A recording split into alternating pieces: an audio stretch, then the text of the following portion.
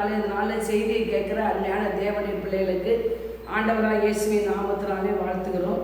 விசேஷமாக இன்றைக்கு வேண்டிக் கொள்வதை தருகிறான் என்ற தலைப்பின் கீழே தேவனுடைய வார்த்தையை பார்க்க போகிறோம். வேதத்தில் வாசிக்கிறோம். எபேசியர் 3 அதிகாரத்தில் 19-20 இப்படியாய் வாசிக்கிறோம். கிறிஸ்துவின் அன்பு 18 வாசிக்கும் போது ஆழம் அகலம் நீளம் என்பதை அவங்க அறிந்து கொள்ளுங்கள்னு சொல்லுவோம்.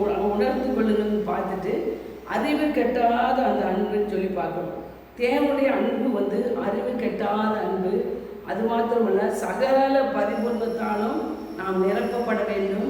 3வது காரியம் பார்க்குறோம். தேவனுடைய மகிமையின் ஐஸ்வர்யத்தின்படியே நாம் எல்லாவற்றையும் பெற்று இந்த பூமியில் நாம் அனுபவிக்க வேண்டும் என்று பவுல் எபேசி சபைக்கு இப்படியாக எழுதியிருக்கிறார்.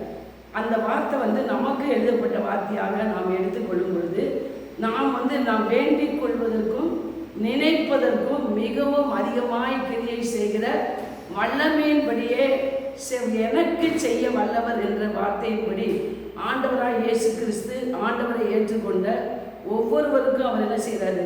நன்மை செய்தவராய் இருக்கிறார். அவர் எதையும் செய்யக்கூடிய வல்லமை உடையவராய் இருக்கிறார். அதனால எந்த காரியமாக இருந்தாலும் நம்ம ஆண்டவர் சமூகத்தில் வேண்டிக் கொள்ளும் பொழுது நம்முடைய யோசனை நம்முடைய மூளையின்படி நம்ம கொஞ்சமாக தான் நினைப்போம். ஆனால் ஆண்டவருடைய ஞானம், அவர் சர்வ ஞானி, சர்வ வியாபி, சர்வ வல்லமை உள்ளவர். அவர் ஞானத்தில் சிறந்தவர். அவர் அகில உலகத்தின் ஜனங்களுடைய பேரை ஞாபகம் வச்சிருக்கார். எல்லா உள்ளிருந்தங்களையும் இதயங்களையும் ஆராய்ந்து அறிந்திருக்கிற ஆண்டவராக இருக்கிறபடினால நமக்கு இன்னது தேவை என்பதை அவர் அறிந்திருக்கிறார். நாம் நம்ம யோசனையின்படி நம்முடைய தேவையின்படி நாம் ஆண்டவர்கிட்ட கேட்போம். ஆனால் அதை விட அவர் பெஸ்ட்டாக செய்வதற்கு வல்லமை உள்ள தேவனாக இருக்கிறார். அதனால நாம் சொல்ல வேண்டும், நாம் நினைப்பதற்கும் வேண்டிக் கொள்வதற்கும் மிகவும் அதிகமாக கிரியை செய்கிற வல்லமையின்படி எனக்கு செய்ய வல்லவர். ஆண்டவர் ஒவ்வொருத்தரும் அப்படிதான் சொல்லணும், எனக்கு செய்வார்.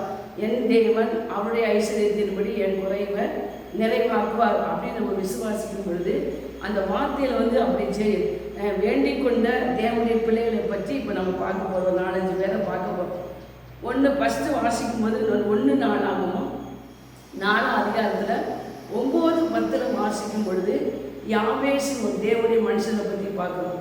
அவர் பாருங்கள், வாழ்க்கையில் துக்கத்தோடு அவர் பிறந்த பின்னால் அவங்க தாய் துக்கம்னு பேர் யாவேஸ்ன்னு வச்சுருக்காங்க. ஆனால் அந்த வேதத்தில் வாசிக்கும் போது சகோதரருக்குள்ளே யாவேஸ் கணம்பற்றவனாக இருந்தான்னு பார்க்கணும்.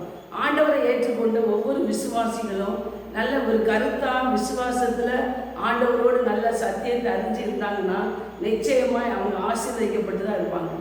தேவனுடைய ஏன்னா வேத வசனம் சொல்லு, யாவேஸ் பிறக்கும் போது துக்கத்தின் மகனாய் பிறந்தாலும் திரும்ப 10ஆம் வசனத்தில் வாசிக்கும் போது சொல்கிறோம், யாவேஸ் இஸ்ரவேலின் தேவனை நோக்கி என்ன செஞ்சான்? தேவனே, என்னை ஆசீர்வதித்து என் எல்லையை பெரிதாக்கி தீங்கு என்னை துக்கப்படுத்தாதபடிக்கு காத்தருளும் என்று வேண்டிக் கொண்டான். அவன் வேண்டிக் கொண்டதை தேவன் என்ன செஞ்சாரு? கேட்டறினார் என்று வேதத்தில் வாசிக்கிறோம். அருமையான தேவனுடைய பிள்ளைகளே, நம்ம வாழ்க்கையில் பல காரியங்கள் இருக்கலாம். ஆனால் நாம் என்ன செய்ய வேண்டும்? தேவ சமூகத்தில் வேண்டிக் கொள்ளணும். அவன் வேண்டிக் கொண்டபடினாலே சகோதரருக்குள்ளே என்ன செஞ்சான்? ஆசீர்வதிக்கப்பட்டவனாக இருந்தான். அதுபோல் இன்றைக்கு ஆண்டவரை ஏற்றுக்கொண்ட ஒவ்வொரு விசுவாசிகளும் தேவ சமூகத்தில் நம்முடைய காரியங்களை குறித்து நாம் வேண்டிக் கொள்ள வேண்டும். வேண்டிக் கொள்ளும் பொழுது நாம் நினைப்பதற்கும் வேண்டிக் கொள்வதற்கும் மிகவும் அதிகமாய் தேவன் கிரியை செய்ய வல்லவராக இருக்கிறார். அடுத்தாப்புல பார்க்குறோம். ஆதியாகமம் 32 அதிகாரத்தில் 23 வாசிக்கும் பொழுது இப்படியாகி பார்க்குறோம். யாக்கோபு அண்ணன் ஏசாவை ஏமாற்றிட்டு அவன் மாமா வீட்டுக்கு போயிடலாம். மாமா வீட்டுக்கு போயிட்டு திரும்ப வரும் பொழுது பல ரெட்டிப்பான பல ஆசீர்வாதங்களோடு அவன் திரும்பி வாரான். ஆனாலும் உள்ளத்தில் ஒரு பயம் இருக்குது. ஏன்னா ஏசாவை ஏமாற்றிட்டு போயிட்டான். ஏசாவை ஏமாற்றிட்டு போட்டனால திரும்ப அண்ணே நம்மளை கொன்றுவான்ற ஒரு பயம் இருந்த பின்னால அவன் என்ன செஞ்சான்? எல்லாவற்றையும் மனைவி, பிள்ளைகள், ஆடு, மாடு எல்லாவற்றையும் அக்கறைப்படுத்திட்டு அந்த ஆற்றங்கரையில் என்ன பிந்தி தனித்திருந்தான் என்று வேதத்தில் வாசிக்கிறோம். அப்போ அந்த பாதுகாப்புக்காக நம்ம தன்னுடைய எதிர்காலத்துக்காக அவன் என்ன செஞ்சான்? பிந்தி தனித்து எல்லாவற்றையும் ஒருமுகப்படுத்தி விட்டு திரும்ப என்ன செஞ்சான்? ஜோம் பண்ணான்.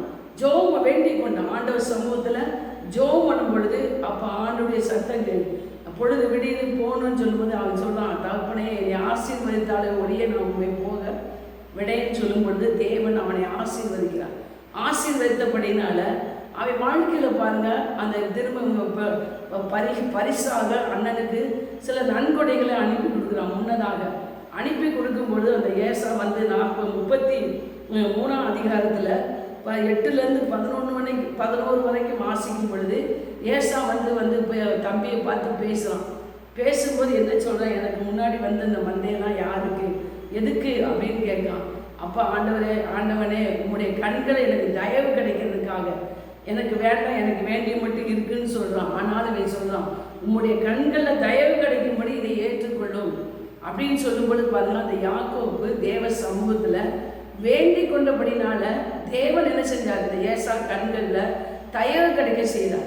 தயவு கிடைக்க பண்ணனால தான் அந்த யாக்கோப்பு குடும்பம் எல்லாம் என்ன செஞ்சது, பாதுகாக்கப்பட்டது. அவன் கண்களில் ஆண்டவர் தயவு கொடுத்தார். சகோதரன் வந்து என்ன செஞ்சான், விட்டு கொடுத்துட்டான். ஏசா விட்டு கொடுத்துட்டான் தம்பியை கொள்ளாதபடிக்கு. அது மாதிரி பாருங்கள், நம்ம ஆண்டுடைய பிள்ளைகள் என்ன பிரச்சனைனாலும் என்ன காரியனாலும் தேவ சமூகத்தில் ஒருமனப்பட்ட மனுஷனை எல்லாவற்றையும் அக்கறைப்படுத்திட்டு கருத்தாக ஜெபம் பண்ணான். அதுபோல் நம்மளும் என்ன செய்யணும், சில காரியங்களுக்காக இப்படி தேவ சமூகத்தில் ஜெபிக்கும் பொழுது தேவன் நமக்காக வழிகளை தயவை செய்வதற்கு உண்மை உள்ள தேவனாக இருக்கிறார். அடுத்தாப்புல வாசிக்கிறோம். லூக்கா சுவிசேஷம் 11ஆம் அதிகாரத்தில் 5லேருந்து 8 வரைக்கும் வாசிக்கும் பொழுது ஒரு சிநேகிதன் வந்து என்ன செய்யறான், 2 பேர் சிநேகிதனாக இருக்காங்க. ஒரு சிநேகிதன் வீட்டுக்கு வந்து இன்னொரு சிநேகிதன் என்ன செய்யறான், விருந்தாடி வரான். ராத்திரியில் வரான். ராத்திரியில் வரும் பொழுது அப்போ வந்து என்ன செய்யறான், வந்து பக்கத்து வீட்டுக்காரங்க சிநேகிதன் வீட்டுக்கு வந்திருக்காங்க. அப்போ இன்னொரு வீட்டில் வந்து என்ன செய்யறான், கேட்குறான், சிநேகிதனே என் சிநேகிதன் வந்திருக்கிறான், எனக்கு 3 அப்பங்களை கடனாக தரணும் அப்படின்னு கேட்குறான். ஆனால் அவன் என்ன சொல்கிறான், எனக்கு எழுந்து கொடுக்க முடியாது, என் பிள்ளைகளோடு நான் படுத்திருக்கேன் அப்படின்னு சொல்கிறான். ஆனாலும் அவனுக்கு மனசு கேட்கல. அவன் சிநேகிதனாக இருக்கிற நிமித்தம் அவன் வேண்டிக் கொண்டதை என்ன செஞ்சான், அந்த 3 அப்பங்களை எடுத்து கொடுக்குறான்.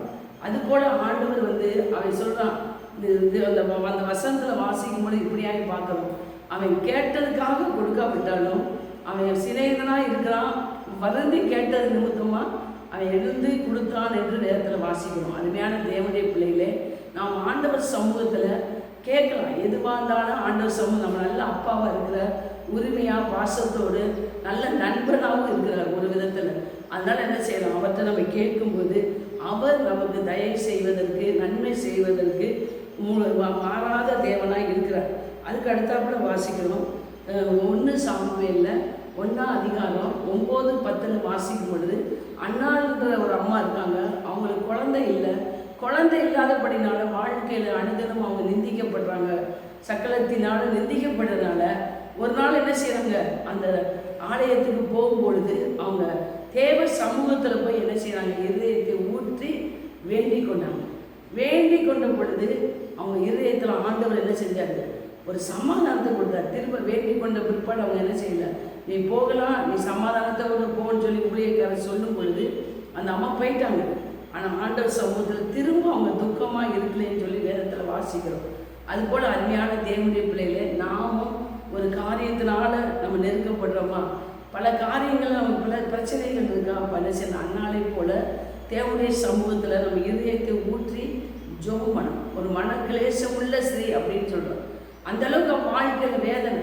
அதுபோல் இன்றைக்கி அருமையான தேவனுடைய பிள்ளைகளே, உங்கள் வாழ்க்கையில் சில கடன் இருக்கலாம், சில குறைவுகள் இருக்கலாம், பிள்ளைகள் கீழ்ப்படியாமல் இருக்கலாம், எந்த பிரச்சனையும் பிள்ளைகளுடைய திருமண காரியமாக இருக்கலாம், பிஸ்னஸ் காரியமாக இருக்கலாம், வேலையாக இருக்கலாம், எதுவாக இருந்தாலும் என்ன செய்ய வேண்டும், நம்முடைய இருதயத்தில் உள்ள காரியங்களை அவர் சமூகத்தில் நம்ம வைத்து ஜெபிக்கணும். வேண்டிக் கொள்ளும் பொழுது நாம் நினைப்பதற்கும் வேண்டிக் கொள்வதற்கும் மிகவும் அதிகமாக கிரியை செய்கிற தேவனாக இருக்கிறார். அது மாத்திரமல்ல, நெகேமியாவில் வாசிக்கணும். நெகேமியாவின் புஸ்தகத்தில் வாசிக்கும் பொழுது இப்படியாக பார்க்கணும். 1ஆம் அதிகாரத்தில் 3லேருந்து 5 வரைக்கும் வாசிக்கும் பொழுது இப்படியாக பார்க்கணும். அந்த ஜனங்கள் அந்த அலங்கம் கட்டப்படுவதற்காக அவங்க என்ன செய்கிறாங்க, அந்த நெகேமியா ஜனங்கள் படுகிற கஷ்டத்தை உபத்திரத்தை பார்த்துட்டு ஆண்டவர் சமூகத்தில் எப்படி ஜெபம் பண்ணாங்க. ஒரு ஆண்டவர் சமூகத்தில் உட்கார்ந்து அழுது உபவாசத்தோடு ஆண்டவர் சமூகத்தில் என்ன செஞ்சார், கருத்தாக ஜெபம் பண்ணபடினால அந்த இதை கட்டுவதற்கு ஆண்டவர் என்ன செஞ்சார், தயவு செய்து அந்த அலங்கம் என்ன செஞ்சது, கட்டப்பட்டது.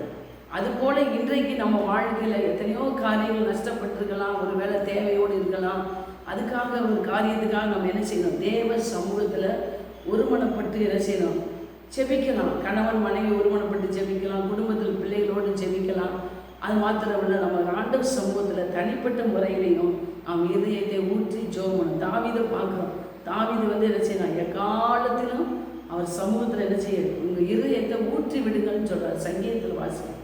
அருமையான தேவனுடைய பிள்ளைகளே, ஆண்டவர் சமூகத்தில் நாம் நினைப்பதற்கும் வேண்டிக் கொள்வதற்கும் மிகவும் அதிகமாய் கிரியை செய்கிற வல்லமையின்படியே எனக்கு செய்ய வல்லவர்னு ஒவ்வொருத்தரும் என்ன செய்யணும்? அப்படித்தான் சொல்லணும். எபேசியரில் பவுல் சொல்கிறார். முதல்ல 1ஆம் அதிகாரத்தில் வாசிக்கும்போது அவங்களுக்கு என்ன செய்ய? விசேஷித்த ஞானத்தையும் அருளும் ஆவியை கொடுக்கும்படியாக நான் வேண்டிக் கொள்றேன்னு சொல்கிறார். அப்போ தேவனுடைய பிள்ளைகள் இந்த உலகத்தில் ஞானத்துக்காகவும் நம்ம வேண்டிக் கொள்ளணும். ஒரு உணர்வுள்ள ஒரு வாழ்க்கை வாழணும்னாலும் அதுக்காக நம்ம வேண்டிக் கொள்ளும் பொழுது நிச்சயமாய் நம்ம ஆவிக்குரிய வாழ்க்கையிலும் பூமிக்குரிய வாழ்க்கையிலும் ஞானமாக வாழ தேவன் நாம் நினைப்பதற்கு வேண்டிக் கொள்வதற்கு மேலாக செய்ய வல்லமுள்ள தேவனாக இருக்கிற ஆண்டவருடைய நாமம் மகிமைப்படுவதாக. கேட்குறவங்க லைக் பண்ணுங்கள், ஷேர் பண்ணுங்கள். God bless you. ஆமென்.